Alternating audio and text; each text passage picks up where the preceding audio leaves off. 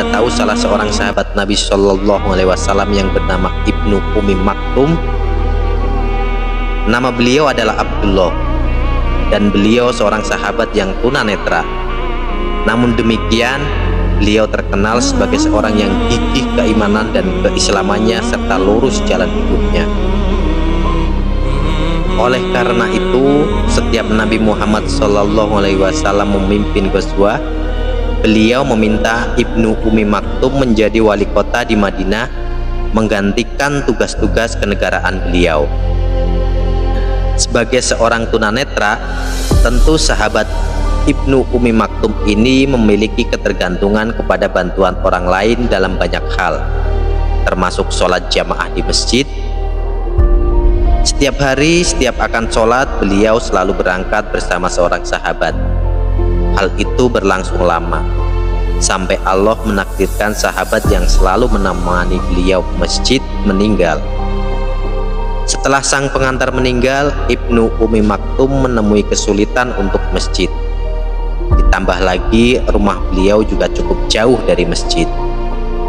Maka suatu hari beliau menemui Nabi Muhammad Shallallahu Alaihi Wasallam dan bertanya, "Ya Rasulullah, bolehkah saya sholat di rumah saja?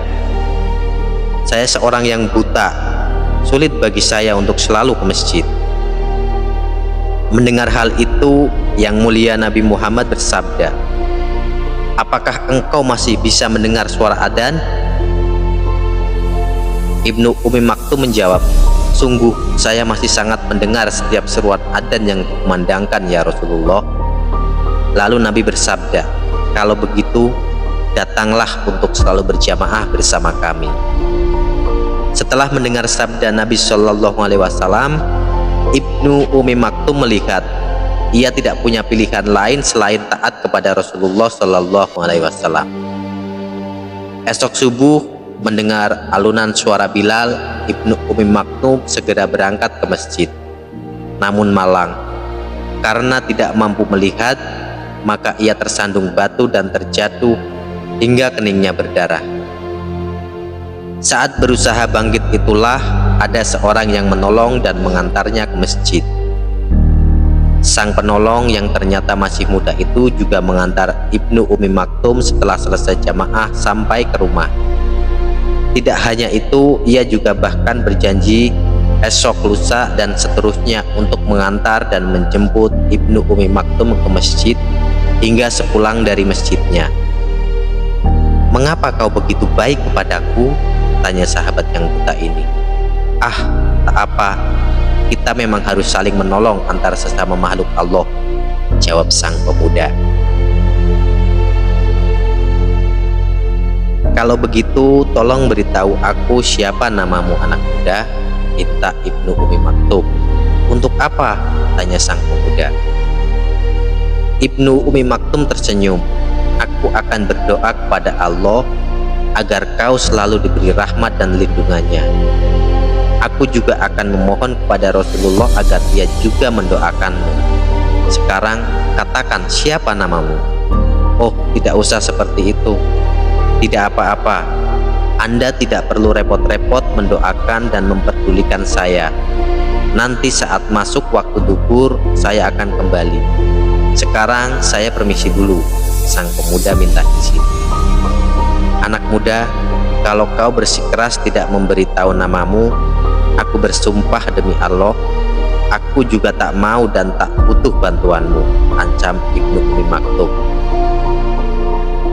Melihat kekerasan dan kebulatan tekad Ibnu Umi Maktum, sang pemuda akhirnya mengalah. "Baiklah, perkenalkan, akulah yang disebut iblis." Ibnu Umi Maktum kaget. "Jangan main-main kamu terhadap orang tua." "Aku tidak main-main atau berdusta. Aku adalah iblis. Aku yang telah mengeluarkan Adam dan Hawa dari surga." Ibnu Umi Maktum terdiam sesaat lalu bertanya, "Kalau kau memang iblis, seharusnya kau menghalangiku untuk beribadah ke masjid. Kenapa malah menolong dan mempermudah ibadahku?" "Wahai Abdullah, sesungguhnya saat kau terjatuh tadi, Allah Subhanahu wa Ta'ala berfirman, hambaku terjatuh untuk menujuku, darahnya mengalir untuk menemui ridhoku. Maka saksikanlah wahai para malaikat, setiap ia terjatuh, hapuslah setengah dari dosa-dosanya dan naikkan derajatnya. Dengan sekali jatuh, Allah mengampuni setengah dosamu. Aku menolongmu, sebab aku khawatir bila kau jatuh untuk kedua kali, maka dosa-dosamu akan diampuni semuanya. Aku tidak bisa membiarkan itu. Biarkanlah aku membantumu dengan harapan. Setengah dari dosamu sudah cukup untuk menyeretmu menjadi golonganku. Apa yang dapat kita petik? Ada kalanya terkadang iblis itu menghiasi perbuatan buruk seolah-olah ia adalah suatu kebaikan. Ada kalanya iblis menjadikan perkara yang sunnah mengalahkan perkara yang wajib. Ada kalanya iblis membuat seseorang rajin beribadah, rajin beramal sambil menyelipkan sifat ria dalam hatinya, sehingga ia merasa sesoleh wali, padahal amalnya hanya akan jadi debu di hadapan Allah Subhanahu wa Ta'ala.